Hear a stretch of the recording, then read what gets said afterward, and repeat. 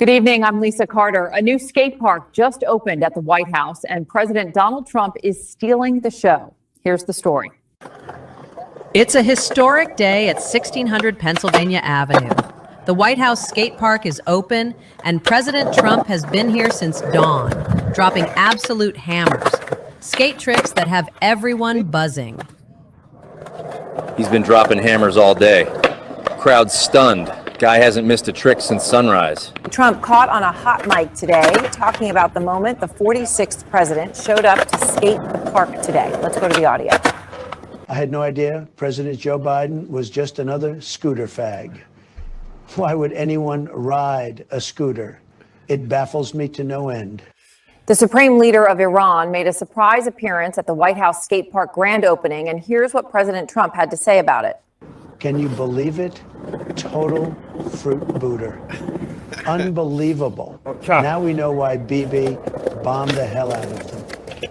It's not easy to ride those things. It's hard on the back, actually. Welcome back, everybody. I am Chris. This is the Pleb Life podcast, the podcast where we talk about all the same things other podcasts do, except it's from the perspective of the poor. So I got a couple of stories queued up for you guys here. Just the average, everyday Western society that's, collapsing at a relatively high rate of speed. So let's just go ahead and get into it, okay, guys? Okay, so have you ever seen something so petty, so bizarre, so perfectly emblematic of our times that you have to pause and ask, is this real? Did this really happen? Because I think, you know what? I got a series about that. Is this real?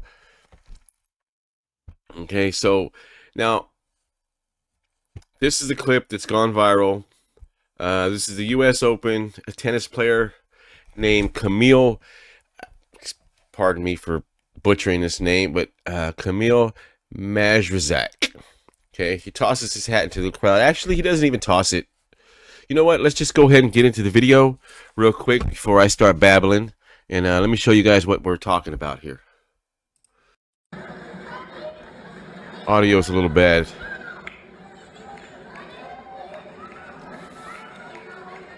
I don't know if you saw that, guys, but he just snatched that out of that kid's hand. All right.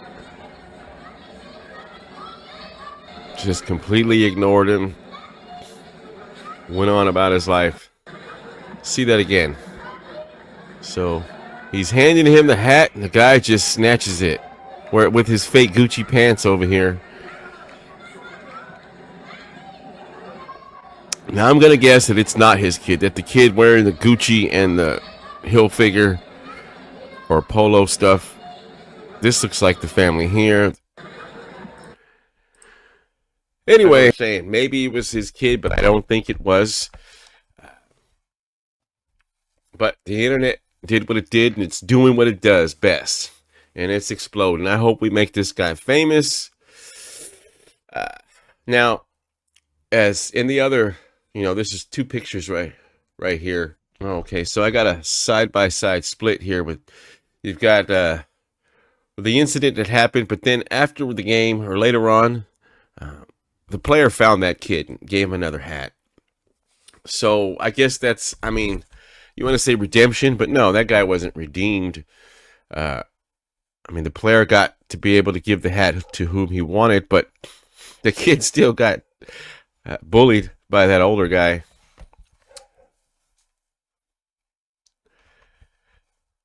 But this moment, this snatch and grab feels bigger than just a hat. It's about entitlement, public behavior, and the strange way that that adults are starting to act like toddlers with credit cards. Look at this video right here.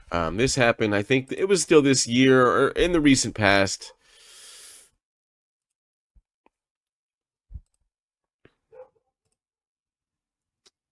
Where the ball gets snatched out of this little girl's hand.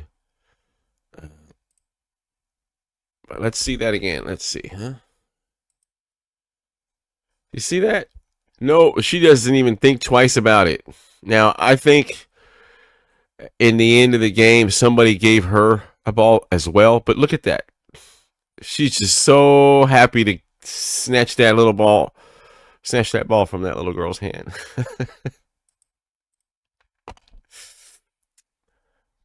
Yeah, I just wanted to check this out just to show you guys the direction that our society seems to be headed.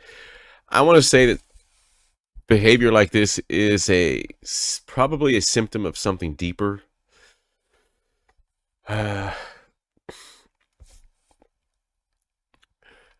Some kind of underlying ugliness beneath the surface of our Western society that nobody likes to talk about out loud. But we've got a couple of other clips of people being the opposite way, So check this one out. And maybe we'll see that there is some hope for humanity after all. Now, the music on here is pretty popular, so I'm going to have to dub it out probably. But just watch. I want you to see the difference between that woman celebrating and walking away, and then this gentleman right here. Baseball is the greatest sport in the game. How happy he is, excited. You know what he does? He shares that excitement. Later in the game, Walsh hits the home run. Kid's dad's gonna come up with the baseball. Look at that. He's like, here you go, Dad. You got your ball back. Shares the excitement. He's like, you know what? No, this is incredible. Gives it back. That is so amazing. Look at that. Two men saying no, you enjoy it. No, you deserve it more. That's what this game is supposed to be all about. Anyway, we got a little treat for you guys today, though. I'm joined by my co-host, and she's going to go ahead and give you her opinion. I'm going to let these videos just play in the background while... Take it away, Tiana. Now, baby, let me just say this loud and clear for the folks in the back and the ones snatching hats like they ain't got no home training. If you're grown enough to wear a Rolex and call yourself a CEO, you're grown enough to let a child have a moment of joy. That hat wasn't just fabric, it was a memory, a story, a little piece of magic. And you snatched it like you were in a clearance aisle at Marshall's. But here's the real tea. The player made it right. He found that baby and gave him another hat. That's grace. That's class. That's what grown folks are supposed to do. So next time you feel bold in public, ask yourself, would your mama be proud? Or would she snatch you back by the collar and tell you to sit down and act like you got some sense? Be kind, be decent. And if you see a child reaching for joy, don't be the villain in their story. Be the reason they smile. This is Tiana, the Cocoa Pittie, reminding you, just because you can snatch doesn't mean you should. Mwah.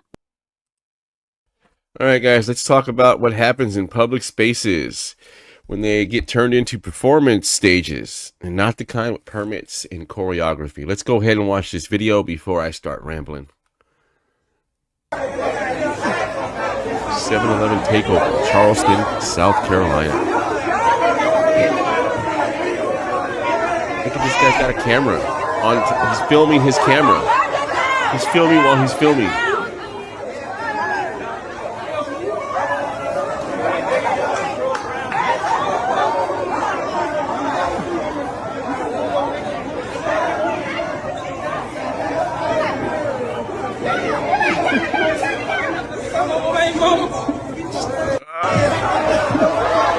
It's crazy. Like the girl up on the table is way too skinny to be dancing the way she's dancing. Right. This girl right here looks like she's way too young to be dressed like the way she's dressed. The guy in red and his friends up there, they look like they're actually practicing a routine, like they're going to be in the school talent show next week, and they're getting some practice right now. The girl right here looks like she's trying to be part of the cheerleading squad. This is ridiculous. Okay. So we've got young women dancing on the countertops. We've got a child standing in the frame dressed like she's headed to the club. This dude who's filming is filming himself filming. Like, it looks like he's got like some kind of $1,000 camera. That looks like a nice camera, by the way. Right? And he's filming the camera. Sort of like he's in a first-person video game. It's a good shot. Give him that. Yeah. Right? So I like, I'm all for self-expression and even collaborate with other artists. Right? But when you're turning a beloved, I love that place, 7-Eleven, right? Convenience store. It's been around my whole life. You're turning it into the set of a music video. I'm sure you don't have the permission of those people, the owner. And these people, they just look like they're really young. They don't realize the consequences of their actions, or nor do they care. Or they do, and they want the chaos that arrives from doing things like this. So what does it say about how we treat public spaces, how we perform our identity, and how far will we go for just viral clips? I mean, are they really doing this just to get some footage? Because it kind of looks like that. They're not destroying anything. They're not looting.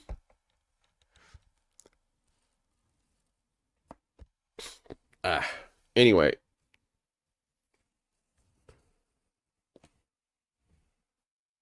Has anybody seen stuff like this? Have you been in a city where something like this is taking place?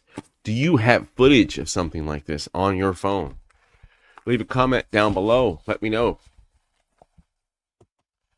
What do you think, Tiana? Okay, let me get this straight. You got babies dressed like backup dancers, grown men filming like they're on a Netflix budget, and somebody's fragile niece doing acrobatics on a greasy countertop. Baby, this ain't choreography, it's chaos. And if your idea of self-expression involves risking a concussion while somebody's holding a camera like it's the Bet Awards, you might need to sit down and reevaluate your life choices. And to the little girl in the bottom of the frame, sweetheart, you are too young to be dressed like that. Who are your role models? Where's the fam? Listen, I'm all for creativity, but there's a difference between art and attention seeking. If you wouldn't do it in front of your grandma, don't do it in front of the internet. This is Tiana, the Cocoa Pittie, reminding you, just because the camera's rolling doesn't mean you're ready for your close-up. Stay grounded, stay safe, and for heaven's sake, get off the counter.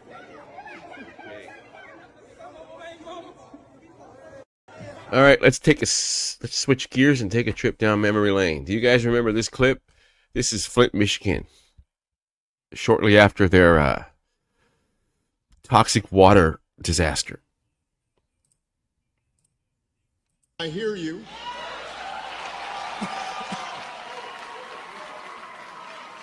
We invest. Can I get some water? I hear you.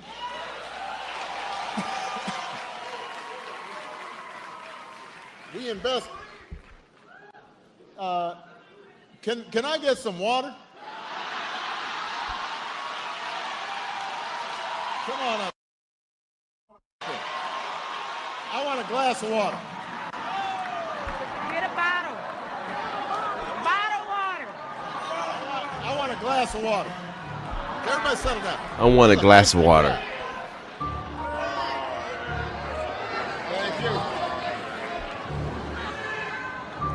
I really did need a glass of water. This is not a stunt. Look at, they don't look happy. What? He wet his lips. He did not drink it. He didn't sip it. He wet his lips. There was an audible gasp in the audience. People were just like absolutely dejected. Why would you do that? I am sure that somewhere when I was 2 years old, I was taking a chip of paint, tasting it, and I got some lead. Yeah, that's like talking about like, well, I didn't wear a seatbelt and I'm fine. It's like, but there were tons of people that died. Backstage, the president, sitting at the table with the criminal governor, decided to perform his stunt all over again. You know, generally I have not been doing stunts here, but, you know. That's not what I expected. That's what Snyder did. It felt like he minimized like what people were actually going through and struggling with. If you were actually lead poisoned, you would not be president. You would be janitor Barack Obama. We were holding on to hope that he would declare a disaster area. A disaster would give us FEMA. It would give us pipe replacement engineers in here. Then we could get Medicare for all the residents of Flint. As soon as he took a drink of the water and said everything's fine, that was that. And look at it, years later, it's still poison. When he came here, he was my president, but when he left, he was not my president.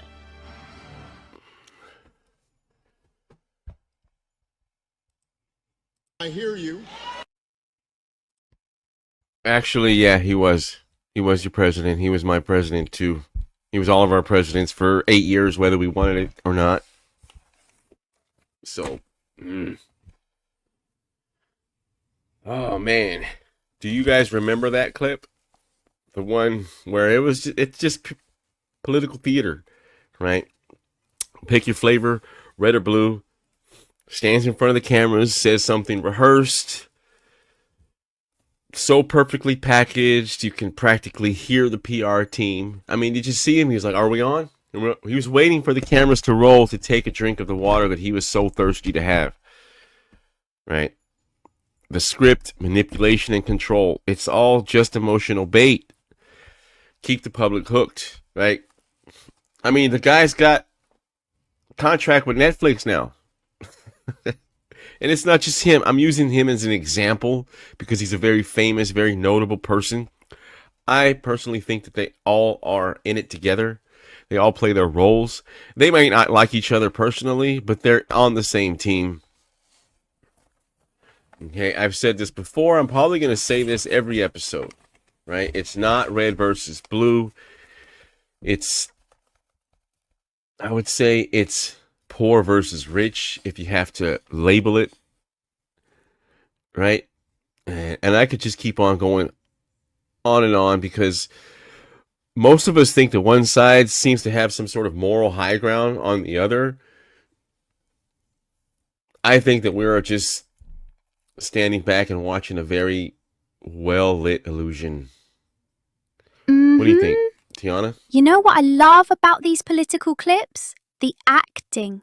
Baby, it's giving community theatre with $1 billion budget. 1 minute they're crying on cue, next minute they're shaking hands like they just cured world hunger. Meanwhile, the rest of us are out here trying to afford eggs and keep our sanity. And don't get me started on the both sides dance. It's like watching two toddlers fight over a toy neither of them actually wants. They just don't want the other one to have it. So here's your reminder. When the lights come on and the cameras roll, you're not watching leadership, you're watching a performance. This is Tiana, the Coco Pittie, reminding you. If it walks like a puppet and talks like a puppet, don't be surprised when the strings start showing. Oh, there's more. Indicate that ICE agents and police officers in Texas have been targeted in ambushes, including in Alvarado, where assailants in tactical gear allegedly lured officers with fireworks before opening fire.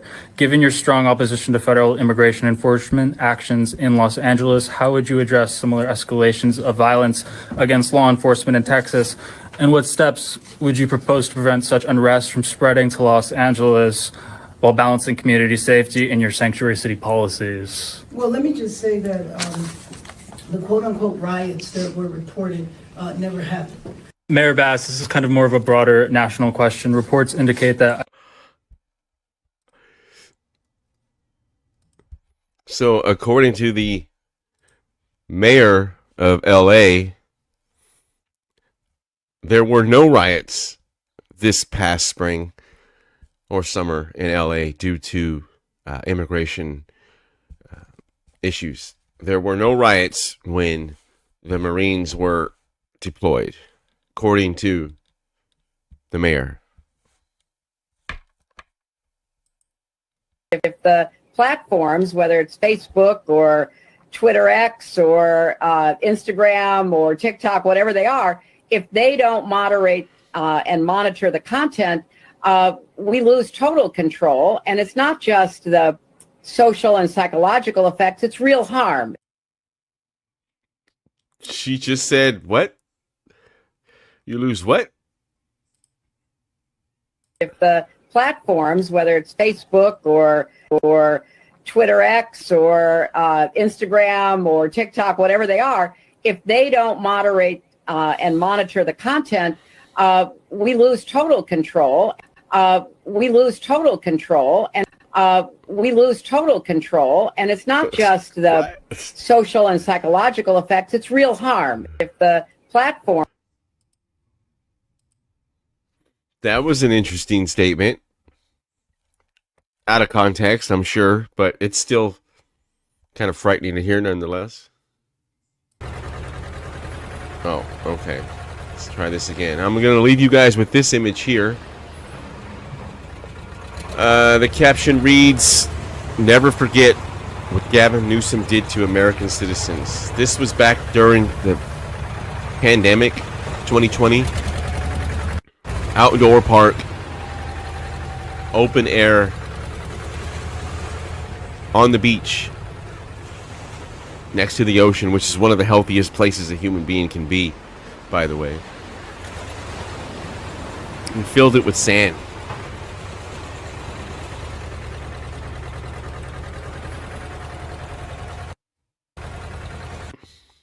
He filled the park with sand and then went to this restaurant with his family. Remember that. All right. I think that's about enough for today. Let's wrap this triple scoop of absurdity up. We started with some bad behavior in public because apparently bullies grow up to still be bullies and they still like picking on kids even though they're adults.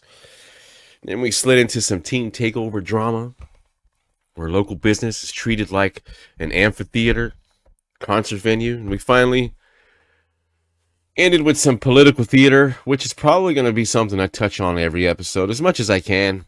The politicians have gotten way out of control. I know every generation says this, but I feel like we're reaching some sort of precipice where things are going to change drastically, whether we like it or not. But again, I'm sure every generation feels that way. If you're feeling a little dizzy, don't worry. That's just side effects of watching the world spin out of control. And we're all just sitting on here, holding on tight as we can, trying not to fly off, right? So whether it's corporate chaos, bureaucratic buffoonery, or bipartisan Broadway, the theme remains. The world is going crazy. By the way, you can check out my World Gone Crazy reaction. That's going to be on Not Without My TV. Right? This one right here, Not Without My TV. And go ahead and subscribe to this channel to get more content like this. If you've made it this far, thanks for watching. I really appreciate it. I will see you next time.